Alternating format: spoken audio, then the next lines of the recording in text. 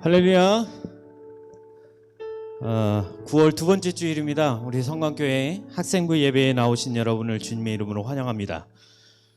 특별히 예배 전에 여러분들에게 알려드릴 것은, 우리가 이제 링크를 여러분들에게 보내잖아요. 그러면 채팅방에서 우리가 채팅을 할 수가 없대요. 그래서 알아보니까 그 채팅방에 올라온, 단톡방에 올라온 링크를 일단 열어주시고, 영상 위에 상단에 보면 점 3개가 있어요. 안드로이드 폰으로는 거기 점 3개를 보시면 다른 브라우저로 열기가 있는 것 같아요. 그러면 지금 있는 거 말고 다른 브라우저를 열면은 아마 그 플랫폼이 바뀌면서 채팅창이 밑으로 나오는 것 같아요. 한번 확인들 해보시고, 전사님도 또 다른 폰이 있으면 그걸로 한번 확인해 볼 테니까 다른 브라우저로 열면 여러분들 채팅에 아마 참석할 수 있을 것 같아요. 그래서 여러분들이 예배 실시간마다 여러분들의 반응을 전사님이 좀 볼 수 있도록 그렇게 여러분들도 맞춰주시면 좋을 것 같습니다. 자, 이 시간 우리의 마음과 우리의 정성을 모아서 하나님 앞에 예배하는 시간입니다. 오늘 예배를 통해서 하나님이 기뻐 받으시는 그런 귀한 예배가 되기를 원합니다. 우리 시간 우리의 마음을 가다듬고 다 같이 사도신경으로 우리의 신앙을 하나님 앞에 고백하도록 하겠습니다. 다 같이 기도하겠습니다. 나는 전능하신 아버지 하나님, 천지의 창조주를 믿습니다.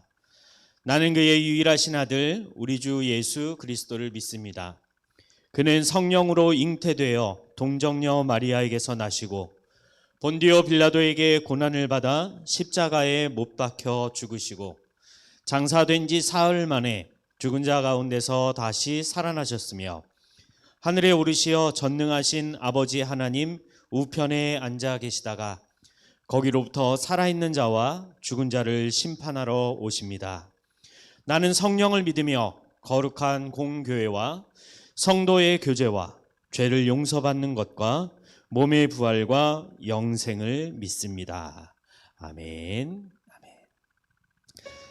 우리 이 시간 찬양으로 하나님 앞에 영광 돌리도록 하겠습니다. 우리의 예배를 받아주시는 하나님, 전능하신 그 하나님은 능치 못하실 일이 없으십니다. 우리의 삶을 통해서 하나님의 살아계심과 하나님의 역사를 우리가 볼 수 있는 그런 하나님의 자녀의 축복을 허락하여 주시옵소서.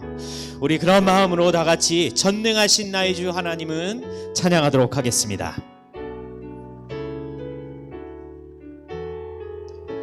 전능하신 나의 주 하나님은 능치 못하실 일 전혀 없네. 우리의 모든 간구도 우리의 모든 생각도 모든 꿈과 모든 소망도 신실하신 나의 주 하나님은 우리의 모든 괴로움 바꿀 수 있네. 불가능한 일 행하시고 죽은 자를 일으키시니 그를 이길 자 아무도 없네. 주의 말씀 의지하여 깊은 곳에 금을 던져 오늘 그가 놀라운 일을 이루시는 것 보라. 주의 말씀 의지하여 믿음으로 금을 던져 믿는 자에게 능치 못함 없네. 다시 한번 찬양하겠습니다. 전능하신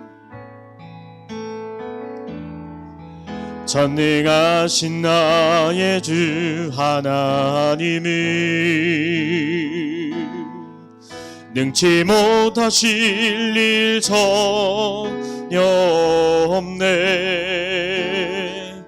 우리의 모든 간구도 우리의 모든 생각도 우리의 모든 꿈과 모든 소망도 신실하신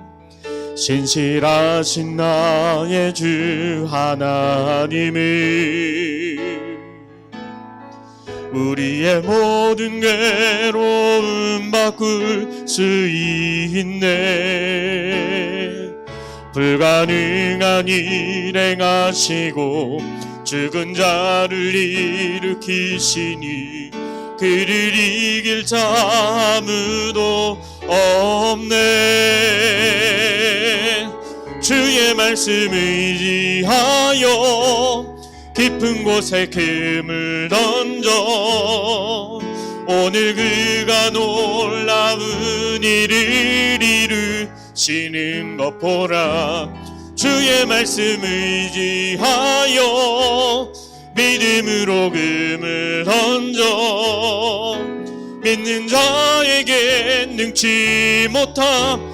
주의 말씀 의지하여 주의 말씀 의지하여 깊은 곳에 금을 던져 오늘 그가 놀라운 일을 이루시는 것 보라. 주의 말씀 의지하여 믿음으로 금을 던져 믿는 자에게 능치 못함. 우리 주의 말씀 의지하여 주의 말씀 의지하여 깊은 곳에 금을 던져 오늘 그가 놀라운 일을 이루시는 것 보라. 주의 말씀 의지하여 믿음으로 금을 던져 믿는 자에게 능치 못함 없네. 내 아버지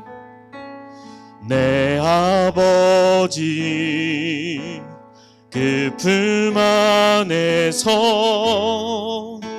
내 영혼은 안전합니다. 주 손길로 내 삶을 안으시니 그 평강이 나를 덮습니다. 다시 한번 하겠습니다. 내 아버지 그 품 안에서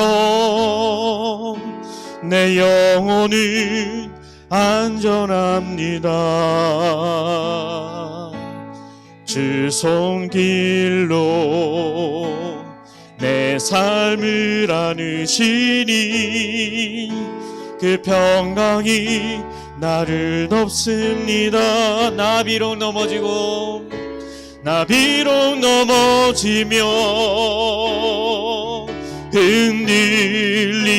흔들리지만 주 내 안에 거하며 나를 붙드시니 내 생각을 주께로 돌리고 주시는 평강의 옷을 입습니다. 주 약속 안에서 내 영혼 평안해 내 뜻보다 크신 주님의 계획 나 신뢰해 두려움 다 내려놓고 주님만 의지해 주 안에서 내 영혼 안전합니다.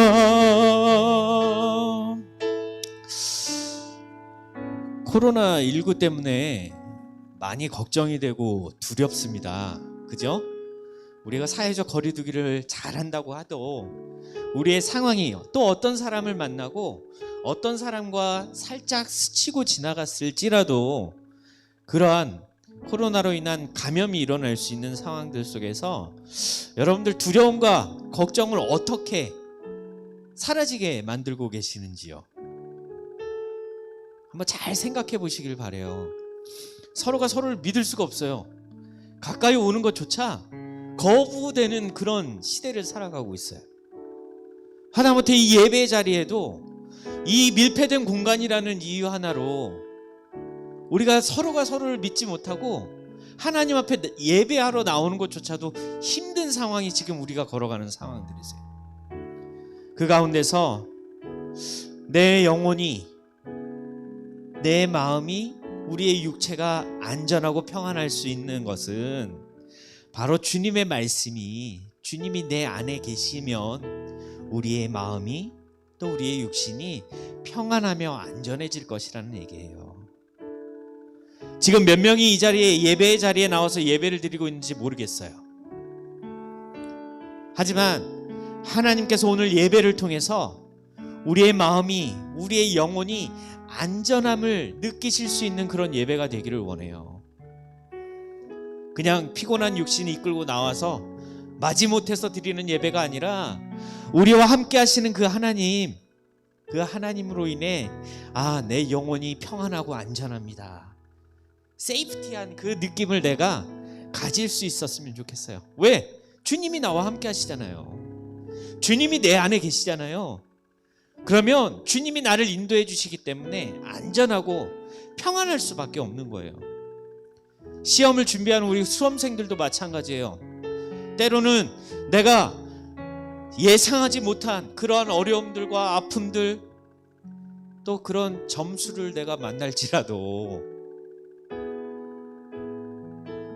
주님이 나와 함께 하시면, 주님이 인도해 주실 것이라는 믿음이 있으면 걱정할 필요가 없어요. 염려할 필요가 없다는 거예요. 오늘 다시 한번 찬양할 텐데요, 주님 품 안에서 내가 거하기를 원합니다.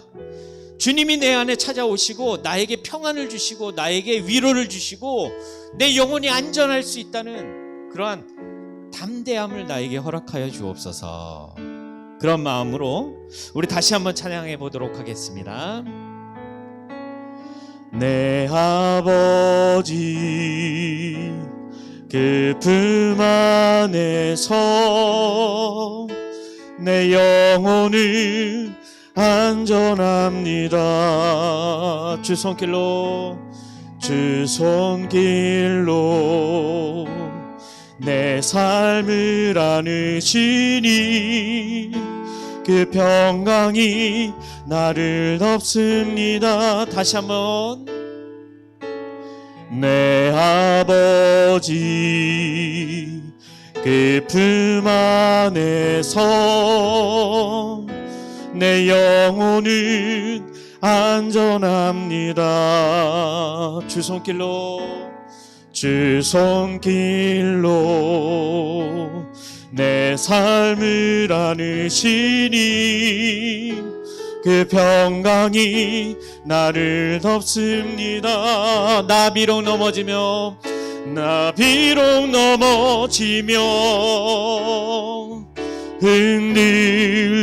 흔들리지만 주 내 안에 거하며 나를 붙드시니 내 생각을 주께로 돌리고 주시는 평강의 옷을 입습니다. 주 약속 안에서 내 영혼 평안해. 내 뜻보다 크신 주님의 계획 나 신뢰해. 두려움 다 내려놓고 주님만 의지해. 주 안에서 내 영혼 안전합니다. 주 약속 안에서, 주 약속 안에서 내 영혼 평안해. 내 뜻보다 크신 주님의 계획 나 신뢰해. 두려움 다 내려놓고 주님만 의지해. 주 안에서 내 영혼 안전합니다. 예수 우리들의 밝은 빛 은혜와 긍휼을 베푸시는 주 의의 길을 따라가는 주의 자녀들에게 항상 밝은 빛을 비추시네. 그는 구원의 주 하나님 공의로 세상을 다스리시네. 주를 경외하는 자들에게 부어주시는 놀라운 주님의 영광. 하늘에서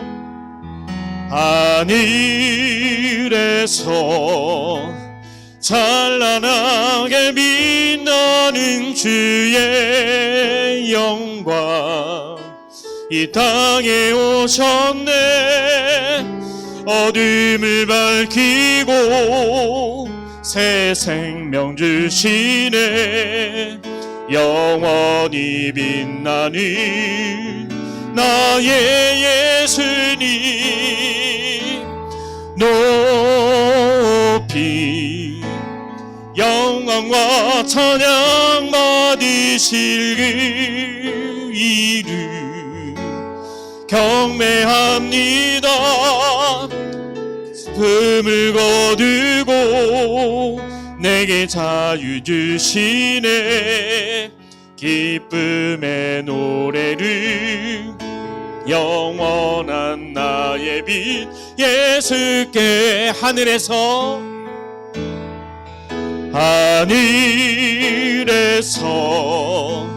찬란하게 빛나는 주의 영광 이 땅에 오셨네.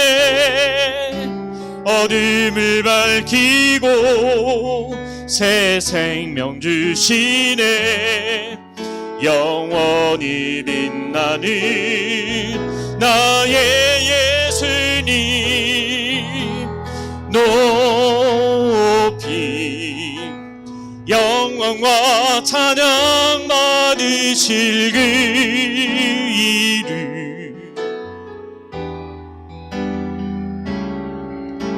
슬픔을 거두고 내게 자유 주시네. 기쁨의 노래를 영원한 나의 빛 예수께. 아멘. 오늘 예배를 통해서 주님께서 우리의 마음을 받아주시길 원합니다. 그래서 주님께서 기뻐하시는, 그리고 우리의 삶 속에서 참된 기쁨이 이 시간 회복될 수 있는 그런 예배가 되기를 원합니다. 여러분들 한 주간 어떻게 기쁜 삶을 보내셨는지요? 슬프거나 어렵거나 낙심이 됐다면 하나님께서 오늘 예배를 통해서 내 마음이 기쁨을 회복할 수 있는, 누구 때문에요? 주님 때문에 기쁨을 회복할 수 있는 그런 예배 시간이 되기를 원합니다. 우리 마지막으로 찬양 한 장 더 할 건데요, 오늘 예배를 통해서 우리의 찬양을 통해서 내 마음 가운데 근심과 걱정이 사라지는 은혜가 있게 하여 주옵소서. 그리고 기쁨을 회복할 수 있는 그런 시간이 되기를 원합니다. 우리 힘차게 찬양하도록 하겠습니다.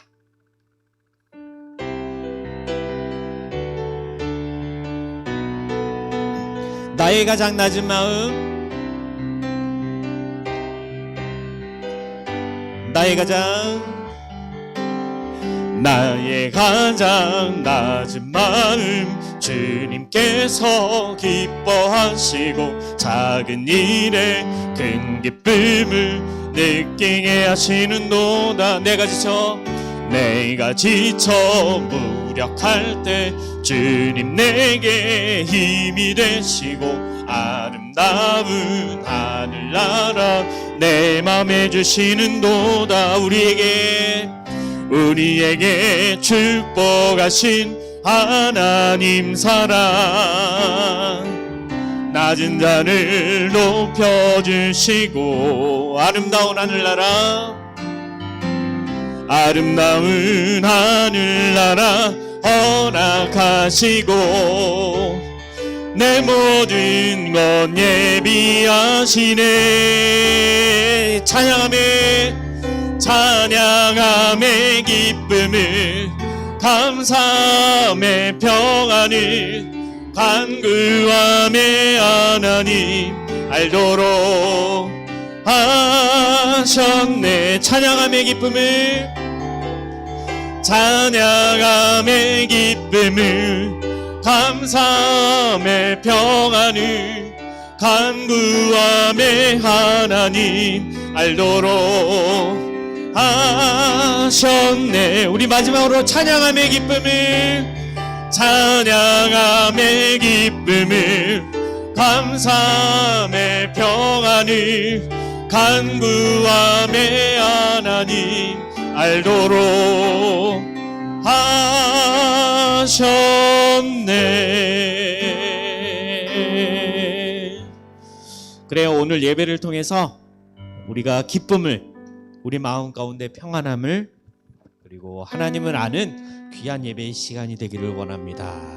우리 이 시간 예배를 위해서 묵상으로 한번 기도하기를 원합니다. 하나님, 오늘 예배를 통해서 하나님이 주시는 참된 기쁨과 평안과 말씀을 통해 하나님을 알아가는, 깨닫는 귀한 시간이 되게 하여 주옵소서. 말씀을 전하는 저를 위해서도 기도해 주시기 바랍니다. 우리 이 시간 예배를 위해서, 이 시간 예배에 함께 참석하고 있는 모든 우리 성화교회 학생부를 위해서 다 같이 묵상으로 기도하도록 하겠습니다. 기도하겠습니다.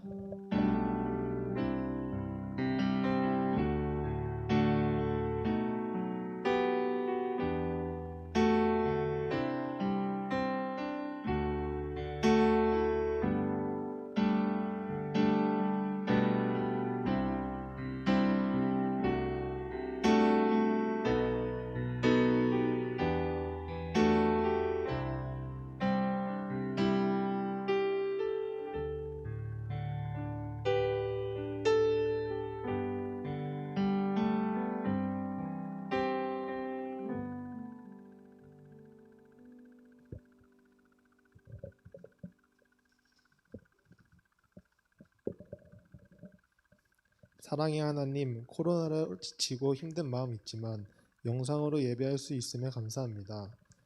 어려운 상황 가운데 주님을 붙잡고 나아가는 학생부가 되게 해주시고 각자의 생활 속에서 학생으로서 역할에 최선을 다하며 주님과 동행하는 선생님, 학생부 친구들 되게 해주세요. 수능이 2달여 남았습니다.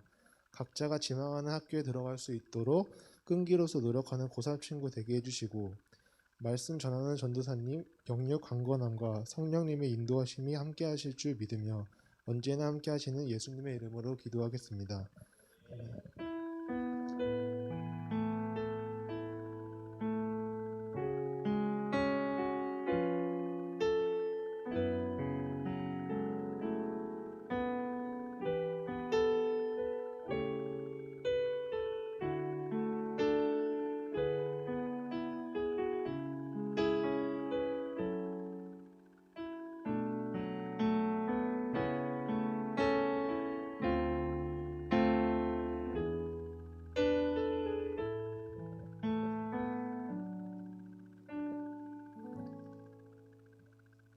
오늘 예배를 통해서 우리에게 주시는 하나님의 말씀은 구약 성경 느헤미야 8장 1절부터 12절까지의 말씀입니다.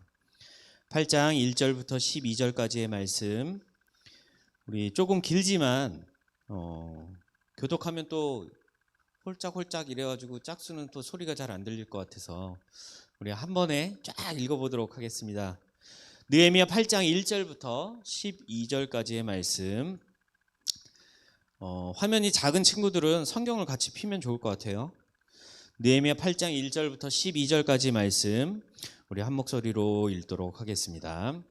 이스라엘 자손이 자기들의 성읍에 거주하였더니 7째 달에 이르러 모든 백성이 일제히 수문 앞 광장에 모여 학사 에스라에게 여호와께서 이스라엘에게 명령하신 모세의 율법책을 가져오기를 정하매 일곱째 달 초하루 제사장 에스라가 율법책을 가지고 회중 앞 곧 남자나 여자나 알아들을 만한 모든 사람 앞에 이르러 수문 앞 광장에서 새벽부터 정오까지 남자나 여자나 알아들을 만한 모든 사람 앞에서 읽음에 뭇 백성이 그 율법책에 귀를 기울였는데 그때에 학사 에스라가 특별히 지은 나무 강단에 서고 그의 곁 오른쪽에 선 자는 mattat야와 스마와 아나냐와 우리야와 힐기야와 마아세야요 그의 왼쪽에 선 자는 부다야와 미사엘과 말기야와 하숨과 하스다나와 스가랴와 무슬람이라. 에스라가 모든 백성 위에 서서 그들 목전에 책을 펴니 책을 펼 때에 모든 백성이 일어서니라. 에스라가 위대하신 하나님 여호와를 송축하매 모든 백성이 손을 들고 아멘 아멘 하고 응답하고 몸을 굽혀 얼굴을 땅에 대고 여호와께 경배하니라. 예수아와 바니와 세레베아와 야민과 악굽과 사부대와 호디야와 마아세야와 그리다와 아사랴와 요사밧과 하난과 블라야와 레위 사람들은 백성이 제자리에 서 있는 동안 그들에게 율법을 깨닫게 하였는데 하나님의 율법책을 낭독하고 그 뜻을 해석하여 백성에게 그 낭독하는 것을 다 깨닫게 하니 백성이 율법의 말씀을 듣고 다 우는지라. 총독 느헤미야와 제사장 겸 학사 에스라와 백성을 가르치는 레위 사람들이 모든 백성에게 이르기를 오늘은 너희 하나님 여호와의 성일이니 슬퍼하지 말며 울지 말라 하고 느헤미야가 또 그들에게 이르기를 너희는 가서 살진 것을 먹고 단 것을 마시되 준비하지 못한 자에게는 나누어 주라. 이날은 우리 주의 성일이니 근심하지 말라. 여호와로 인하여 기뻐하는 것이 너희의 힘이니라 하고 레위 사람들도 모든 백성을 정숙하게 하여 이르기를 오늘은 성일이니 마땅히 조용하고 근심하지 말라 하니 모든 백성이 곧 가서 먹고 마시며 나누어 주고 크게 즐거워하니 이는 그들이 그 읽어 들려준 말을 밝히 알미라. 아멘. 엄청 길게 달려왔어요. 중간중간에 우리가 성경에서 처음 보는 사람들의 이름도 호명이 되고 자 그런데 그 사람들의 이름을 우리가 다 외울 필요도 없고 알면 좋겠지만 그거보다 더 중요한 걸 우리가 놓치면 안 돼요. 오늘 말씀을 통해서 우리가 말씀을 배우고 가르쳐야 되는 그러한 이유, 우리가 말씀을 배워야 되는 이유를 한번 여러분들과 함께 나눠보려고 합니다. 자, 2008년도 2월 달에 굉장한 일이 있었어요. 혹시 기억나요? 2008년도면 여러분들 몇 살 때인가? 우리 지연이는 몇 살 때요? 5살. 5살이면 기억하기가 힘들 것 같은데. 그래도 우리에게는 인터넷이 있잖아요. 검색을 한번 해보세요. 2008년 2월 10일 밤 10시 11시경에 아주 큰 사건이 났어요. 최모 씨라는 분이 어디 숭례문에다가 방화를 했던 사건이 있었어요. 이 불길은 숭례문을 무섭게 삼킬 것처럼 숭례문의 건축물을 태우기 시작했어요. 화재로 인해서 당시에 150여 명의 소방관들이 투입이 되어서 화재를 진압할 수밖에 없었던 그런 큰 불이었어요. 불길을 잡기가 어려웠고 그렇게 5시간이 흐른 뒤에 간신히 그 숭례문의 화재를 완전히 진압할 수 있었다고 우리가 뉴스를 통해서 또 우리가 접했던 것을 기억해 봐요. 그런데 생각보다 화재가 입힌 피해가 엄청나게 컸대요. 2층은 약 90% 정도가 전소가 돼서 형태를 알아볼 수 없을 정도로 그렇게 파괴가 되었고 1층은 약 10% 정도가 불에 타서 그것들을 복원하려는 작업들이 시작되었다라고 얘기를 해요. 600년의 대한민국 조선의 그 모든 역사들을 겪어왔던 그런 문화재였는데 한 사람의 실수로 한 사람의 화로 인해서 그러한 소중한 우리 문화재가 한 번에 그냥 불길 속으로 사라져 버리게 된.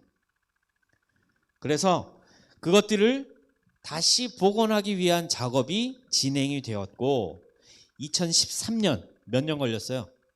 2008년도에 불이 나고 2013년 5년이라는 시간 동안에 대략 한 270억 정도가 들여서 그 숭례문을 복원해서 이제는 많은 사람들 앞에 세워진 그러한 건축물로 다시 세워졌다는 얘기예요. 이처럼 우리가 생각하는 그러한 중요한 문화재가 불에 타서 사라져버리면 그것들을 복원하기 위한 돈과 노력과 시간이 엄청나게 소요된다는 것을 우리가 볼 수가 있어요. 이처럼 무너진 것을 다시 세운다는 것은 비용과 시간이 그리고 노력이 엄청나게 많이 들어가요. 특별히 오늘 본문을 통해서 바벨론 포로로 잡혀갔던 이스라엘 백성들, 그들이 고레스 왕의 칙령에 의해서 약 538년 전, 기원전 538년에 다시 귀환하라는 명령을 받게 되고 본국으로 돌아오는 그 일들이 오늘 우리가 읽은 본문 앞에 기록이 되어 있어요. 그리고 오늘은 특별히 그들의 신앙의 중심이었고 그들의 제의의 중심지였던 예루살렘 성전이 무너졌고 성벽이 무너진 그 예루살렘 성전을 다시 재건하는 그러한 일이 마치는 즈음에 이스라엘 백성들에게 일어난 일들을 오늘 본문에 기록하고 있다는 거예요. 고레스가 어떤 마음으로 이스라엘 백성들을 다시 돌려보냈는지 정확하게는 나와 있지는 않아요. 하나님께서 허락하셨고 하나님이 그렇게 하라고 말씀하시지 않았을까? 말씀을 한번 잘 살펴보세요.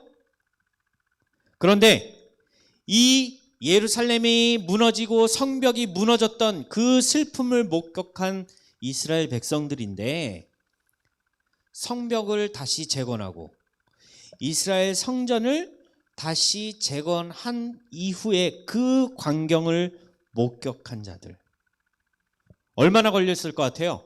재건하는데. 성경 말씀에 보면 역사학자들에 의하면 약 85년이라는 시간이 걸렸대요. 85년이라는 그 시간이 지난 이후에 이스라엘 백성들이 재건된 성벽 그리고 재건된 하나님을 만날 수 있는 제의의 장소였던 예루살렘 성전이 다시 재건된 그 모습을 보았을 때 당시에 예루살렘 성전은 이스라엘 백성들에게 어떤 역할을 했어요?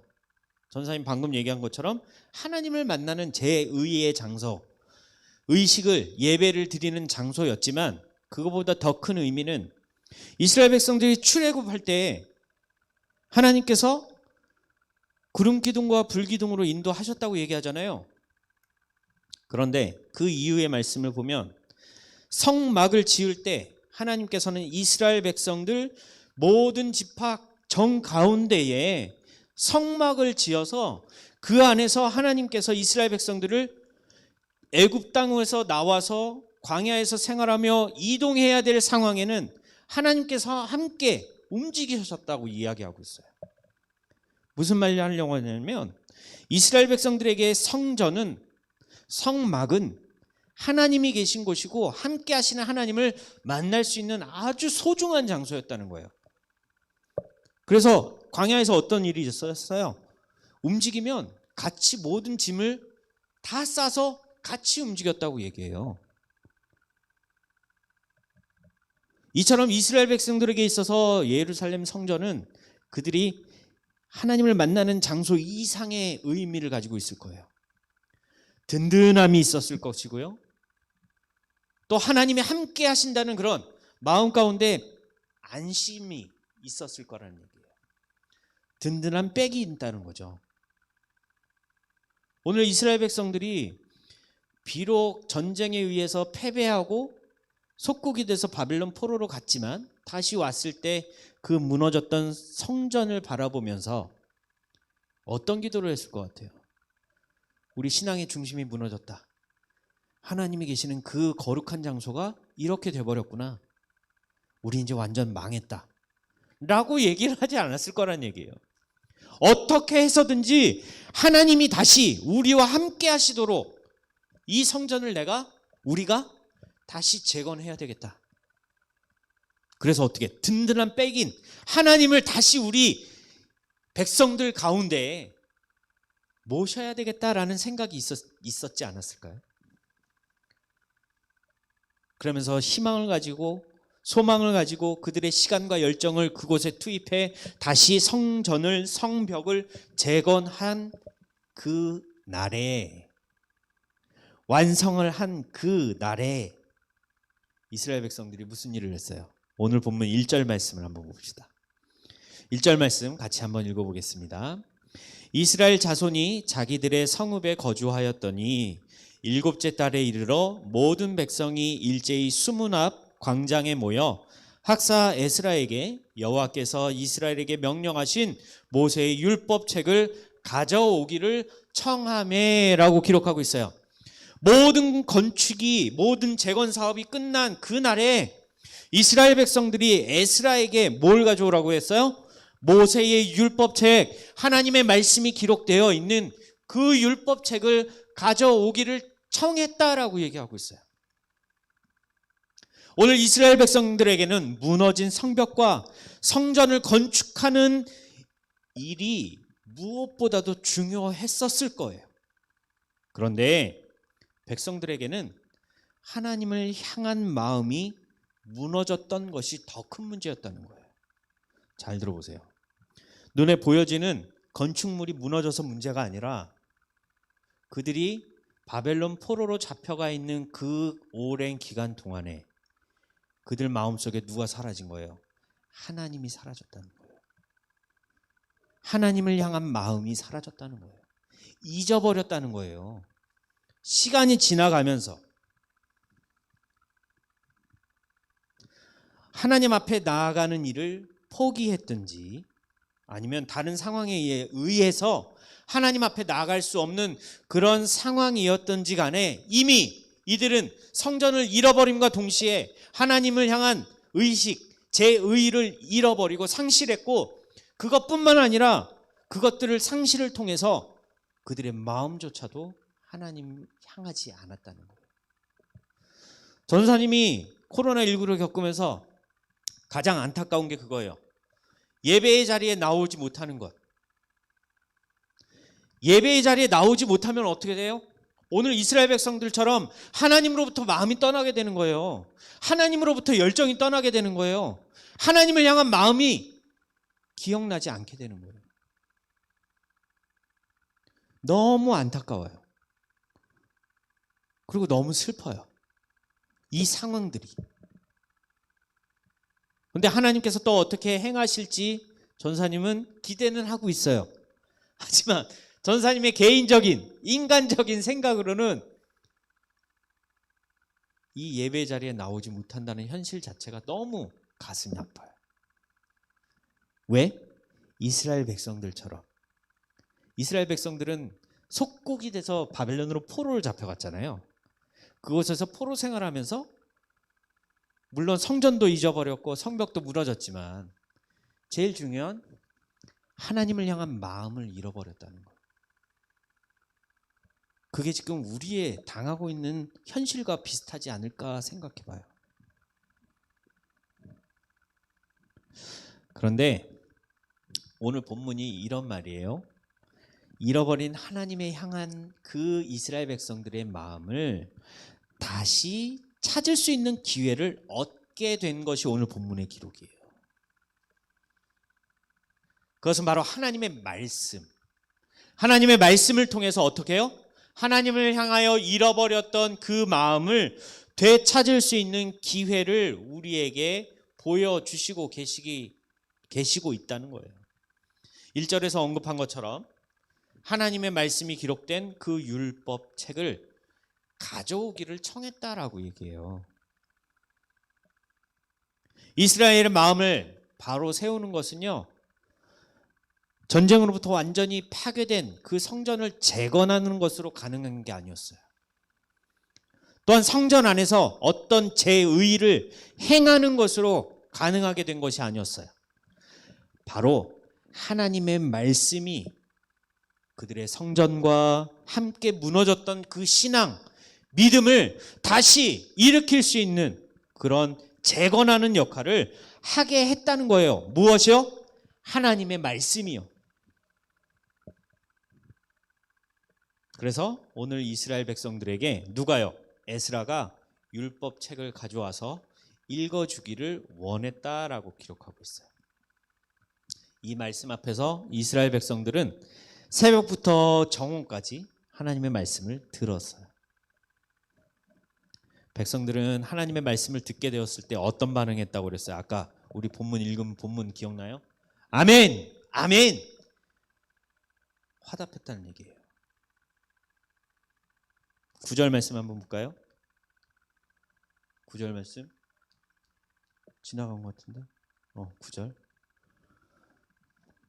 같이 한번 읽어보겠습니다. 백성이 율법의 말씀을 듣고 다 우는지라. 총독 느헤미야와 제사장 겸 학사 에스라와 백성을 가르치는 레위 사람들이 모든 백성에게 이르기를 오늘은 너희 하나님 여호와의 성일이니 슬퍼하지 말며 울지 말라 하고. 백성들이 말씀을 듣게 되었을 때 어떻게 됐다고 그랬어요? 울었다고 얘기했어요. 이스라엘 백성들을 울게 만들었던 그 원인이 무엇이라고 생각하세요? 이스라엘 백성들이 말씀을 듣고 울게 된 이유는 바로 하나님의 말씀을 따르지 않았던 자신들의 모습을 에스라가 읽어주는 말씀을 통해서 보게 되었다는 거예요. 하나님의 말씀은요, 이러한 죄들을 깨닫게 하는 능력이 있어요. 그런데 그거보다 더 가슴 아픈 게 뭔지 알아요? 죄를 죄로 여기지 못하는 그들의 마음이라는 거예요. 이스라엘 백성들은 하나님을 떠난 것뿐만 아니라 자신들이 하나님 앞에서 짓는 죄가 죄라는 것 자체도 인식하지 못할 정도로 그들의 영적인 상태가 피폐해져 있었다는 얘기예요. 그런데 오늘 본문에 무엇을 통해서 깨닫게 됐다고요? 율법책에 기록되어 있는 하나님의 말씀. 그들의 마음 가운데 찔림이 있게 만드셨어요.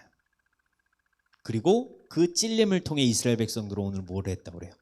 죄를 고백하는 회개를 했다는 거예요. 이러한 움직임 가운데서, 회개의 움직임 가운데서 오늘 이스라엘 백성들은 어떻게 했대? 그 말씀에 엎드렸다라고 얘기해요. 오늘 성경 말씀을 보면 이 내용이 열왕기 하 말씀에도 기록이 되어 있어요. 열왕기 하 23장, 22장, 23장에 걸쳐서 기록된 말씀이 있어요. 이 내용을 살펴보면 이런 내용이 있어요. 여기에 요시야라는 인물이 등장해요. 요시야는 어떤 인물이었어요? 어떤 걸로 유명할까? 이스라엘의 종교 개혁을 이루었던 왕이었어요.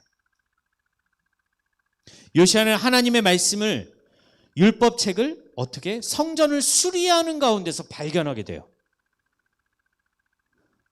뭐 어떻게 수리했는지 모르겠어요. 요즘처럼 리모델링하는 우리 교회 리모델링 할 때 한번 봤어요? 벽을 다 부셨어요. 그런 상황이지 않았을까 생각해요. 성전을 재건하는데 벽을 막 부셨는데 벽 안에서 뭐가 나와? 율법책이 나온 거예요.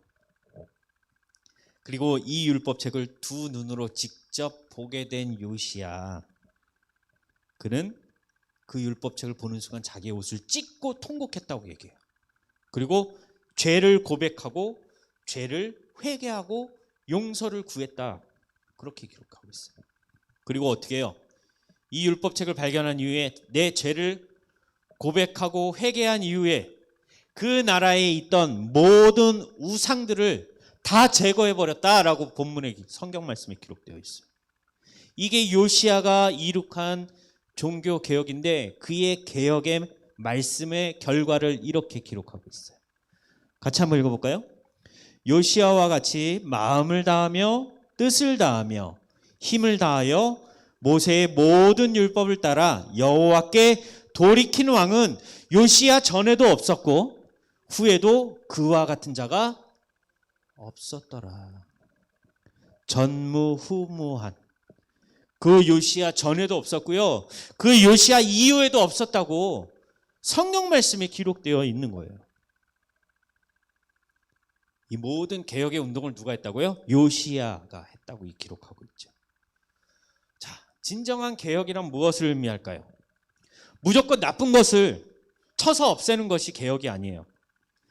사라지게 만들고 그것들을 온전하게 회복시키는 것이 개혁.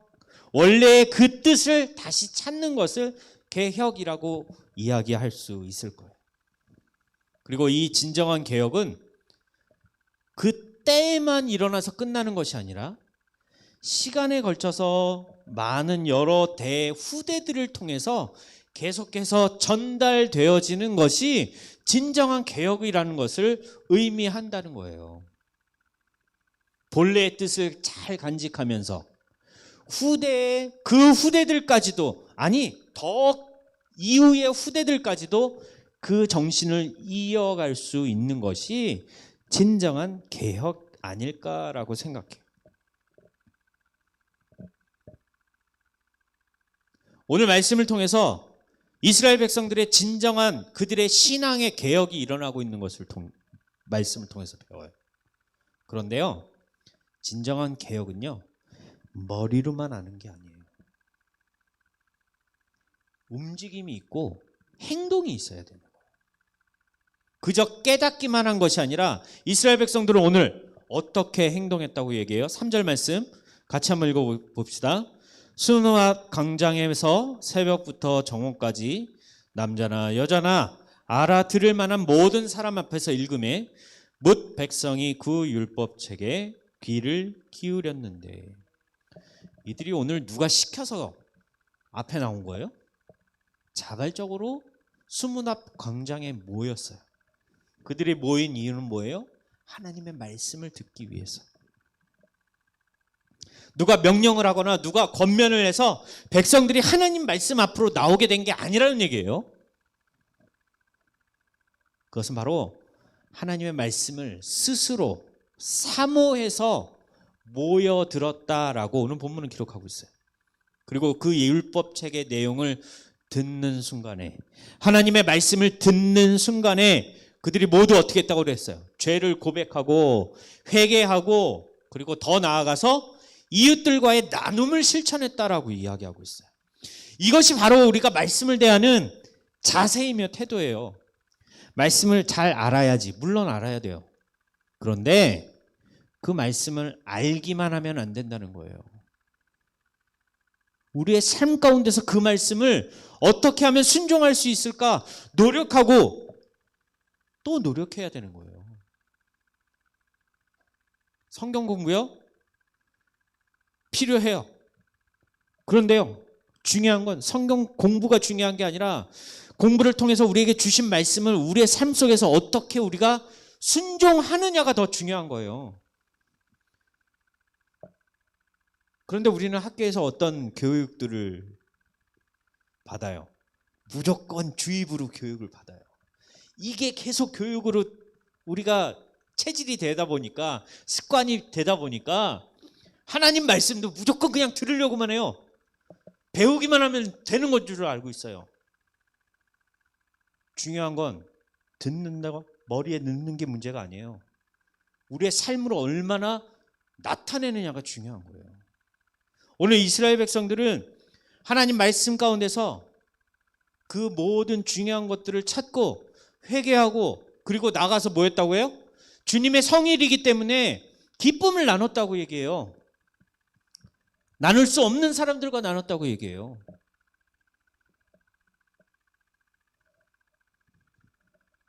포로 생활을 했던 이스라엘 백성들, 그 포로 생활이 길어지면 어떻게 해요? 자신들이 처한 상황들을 하나님을 향해 원망하거나 불평했을 거라는 얘기예요. 그죠? 하나님 살아계신데 왜 우리가 이 모양 이 꼴입니까? 하나님 살아계시고 우리가 하나님 예배했는데 예루살렘 성전은 다 무너졌고 성벽은 다 무너졌고 우리는 속국이 돼서 바벨론의 포로로 끌려온 이 상황을 하나님은 어떻게 설명하시겠습니까? 하나님이 원하시는 게 이거였습니까? 라고 원망하고 불평했었던 그 이스라엘 백성들이 모든 성전이 재건된 이후에 선포된 하나님의 말씀을 듣게 되었을 때에 이스라엘 백성들은 자신들의 죄를 깨닫게 되었다는 거예요. 회개하였다라고 기록하고 있어요. 이처럼 오늘 살아가는 저와 여러분이 하나님과의 관계를 회복해 나갈 수 있었으면 좋겠어요. 그러려면 어떻게 해요? 하나님 말씀으로 우리가 가까이 나아가야 되는 거예요. 그리고 우리의 모든 죄를 하나님 앞에 고백해야 하는 거예요. 근데 이 모든 것을 가능하게 하는 게 뭐예요? 하나님의 말씀이라는 얘기예요. 주일날만 읽는 말씀이 아니라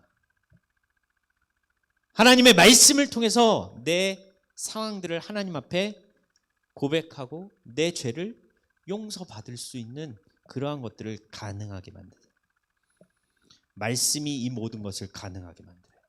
왜냐하면 말씀은 살아계신 하나님의 말씀이기 때문에. 요한복음 1장 14절 말씀 한번 읽어볼까요? 시작. 말씀이 육신이 되어 우리 가운데 거하심에 우리가 그의 영광을 보니 아버지의 독생자의 영광이요 은혜와 진리가 충만하더라.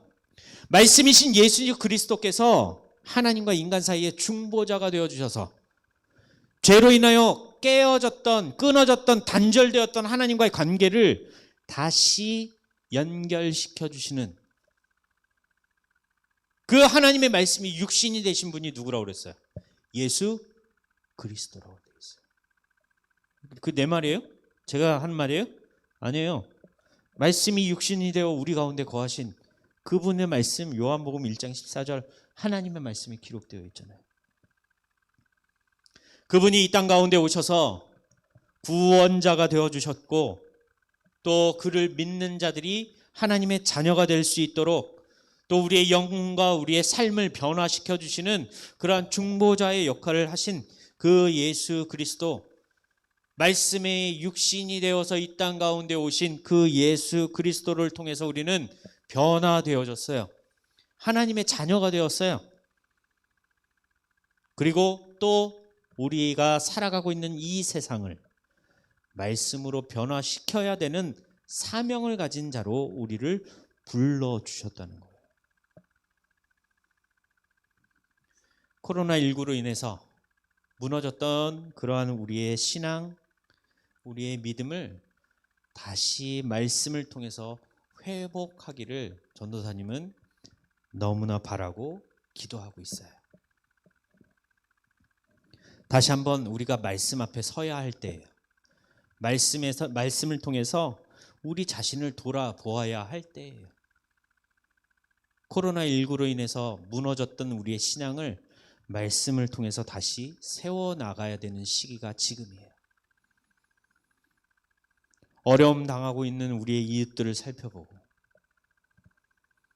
또 내가 힘든 상황에 있다면 하나님의 말씀을 통해서 내 자신을 다시 한번 돌아볼 수 있는 그런 여유도 좀 있었으면 좋겠어요. 그래서 진정한 삶의 개혁은 뭐라고 그랬어요? 그냥 나쁜 거 없애는 게 개혁이 아니라는 거예요. 그 뜻을 가지고 그 의미를 변질시키지 않고 그리고 잘못된 것들을 사라지게 만들고 새롭게 열어가는 것을 개혁이라고 얘기해요. 요시야와 같은 전무후무한, 전에도 없었고 그 이후에도 없었던 그런 요시야의 개혁, 그런 믿음의 개혁이 오늘 살아가는 저와 여러분 삶 속에서도 그러한 진정한 개혁이 일어나길 원해요. 그래서 하나님의 말씀이 이 모든 것을 어떻게 하신다고요? 가능하게 만드신다. 그래서 이번 주 한 주간에는 하나님의 말씀을 조금 더 가까이 묵상하며 그것을 내가 외우려고 머릿속에 넣으려고 하는 그런 말씀이 아니라 삶에서 드러나고 나타낼 수 있는 그런 말씀으로 여러분들이 받는 그런 은혜가 있기를 주님의 이름으로 축복합니다. 우리 이 시간 기도하겠습니다. 잠깐 기도하겠습니다. 사랑의 아버지 하나님, 오늘 예배를 통해서 하나님 안에서 말씀을 나누게 하심을 감사를 드립니다. 이스라엘 백성들이 하나님의 말씀을 듣고 변화받았던 것처럼 이 시간 말씀을 듣는 우리에게도 변화를 경험하게 하시고 이러한 변화를 받은 우리가 세상에 나아가 예수 그리스도로 복음으로 세상을 변화시키는 하나님의 자녀로 하나님께서 인도하여 주시옵소서. 감사를 드리며 우리 주 예수 그리스도의 이름으로 기도합니다. 아멘. 우리 이 시간 예물 봉헌하도록 하겠습니다.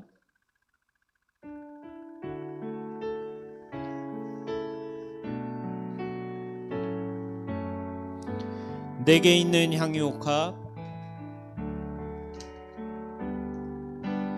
내게 있는 향유옥합 주께 가져와 그 발 위에 입 맞추고 깨뜨립니다. 나를 위해 험한 산길 오르신 그 발 걸음마다 그 신 사랑 새겨 놓았네. 우리 다 같이 봉헌기도문 읽도록 하겠습니다. 같이 읽겠습니다. 천지의 창조주이시며 모든 만물의 주인 되시는 하나님 아버지, 나를 사랑하셔서 사랑하는 독생자 예수 그리스도를 이 땅에 보내주심을 감사합니다. 이 시간 세상의 모든 것을 주관하시는 분이 하나님 아버지임을 인정하며 예수님이 나의 주인 되심을 믿고 예물로 봉헌합니다. 하나님의 것을 하나님께 구별하여 드리오니 드리는 믿음을 귀하게 받아주시고 봉헌하는 예물을 통하여 하나님의 통치가 확장되고 천국 복음이 퍼져나가는 데 사용되는 축복의 예물이 되게 하소서. 예물을 드리는 하나님의 자녀들에게 은혜와 복을 넘치게 주옵소서. 예수님의 이름으로 기도합니다. 아멘. 다 같이 주님 가르쳐 주신 기도하겠습니다. 하늘에 계신 우리 아버지, 아버지의 이름을 거룩하게 하시며 아버지의 나라가 오게 하시며 아버지의 뜻이 하늘에서와 같이 땅에서도 이루어지게 하소서. 오늘 우리에게 일용할 양식을 주시고 우리가 우리에게 잘못한 사람을 용서하여 준 것 같이 우리 죄를 용서하여 주시고 우리를 시험에 빠지지 않게 하시고 악에서 구하소서. 나라와 권능과 영광이 영원히 아버지의 것입니다. 아멘. 네, 예배를 마쳤습니다. 광고를 드리도록 하겠습니다. 오늘 우리 대면 예배로 예배에 참석한 인원이 한 명 더 늘었어요. 우리 성민이가 씩씩한 모습으로 또 하나님 전에 나와서 하나님께 함께 이렇게 예배를 드렸어요. 전사님이 예배를 드리면서 드는 생각이 이거 가능하지 않을까라는 생각도 해봐요. 조심스럽게. 그죠? 이렇게 거리두기 하고 우리가 방역수칙만 잘 지키면 가능하지 않을까라는 생각을 해봐요. 그래서 뭐 여러 가지 방법이 있을 수 있겠으나 아직까지 이 여러 절차들을 거쳐서 결정되어야 되는 거기 때문에 전사님이 일단 생각하고 기도하고 한 주간 또 여러분들과 함께 나눠보도록 하겠습니다. 우리 수능이 67일 남았대요. 맞아요? 네. 전사님도 떨리는 마음으로 숫자를 세고 있어요 지금. 그리고 여러분들 어머님, 여러분들 부모님께 이렇게 한 주간 여러분들 자녀들 고3 수험생들을 위해서 기도할 수 있는 기도문을 이제 톡으로 보내드리고 있어요. 그 기도문에 여러분들을 위한 기도의 제목들도 있어요. 그래서 함께 또 어머님 아버님께서 기도해 주실 것이고 또 여러분들 잘 공부하고 또 끝까지 잘 완주할 수 있도록 우리 성광교회 학생부 모든 친구들이 수험생들을 위해서 기도해 주시면 좋을 것 같아요. 여기 명단 다 있어요. 성빈이, 준서, 민혁이, 재우, 효린이, 성준이, 지용이, 세연이 이렇게 고3 수험생들을 위해서 기도해 주시면 좋을 것 같아요. 자, 이번 주 한 주간에도 여러분들 하나님 말씀을 더 가까이 하고 말씀을 통해서 여러분들 자신을 좀 돌아볼 수 있고, 그리고 코로나19 때문에 무너지고 힘들었던 우리의 신앙을 말씀을 통해서 다시 세울 수 있는 그런 귀한 한 주간이 되기를 원합니다. 우리 다음 주에도 역시 아마 온라인으로 이렇게 예배를 드릴 것 같아요. 대신 예배를 참석하고 싶어 하는 친구들이 있다면 언제든지 환영하겠습니다. 대신 이제 차량 운행이 필요하거나 뭐 이런 여러 가지 문제들이 있을 것 같아요. 그래서 그 문제들도 생각해야 되기 때문에 미리 연락을 주시면, 미리 연락을 주시면 예배에 참석하겠다는 그 여러분들을 막지는 못할 것 같아요. 그래서 특별히 한 주간 여러분들 기도 준비 잘 해주시고, 전사님도 지난주에 1차 맞았어요. 1차 맞았는데 감사하게도 그냥 뻐근하기만 하고 잘 지나갔어요. 그래서 주사 맞는 것도 여러분들 겁내지 마시고 필요한 거예요. 이게 코로나를 완전히 막는 게 아니라 코로나 걸려서 사망할 수 있는 그 퍼센테이지를 낮춰주는 게 이 접종이래요. 그래서 여러분들 걱정하지 마시고 기도하면서 또 잘 코로나 상황들을 이겨나갈 수 있기를 바랍니다. 이상으로 우리 9월 두 번째 주일 성강교회 학생부 예배를 모두 마치도록 하겠습니다. 감사합니다.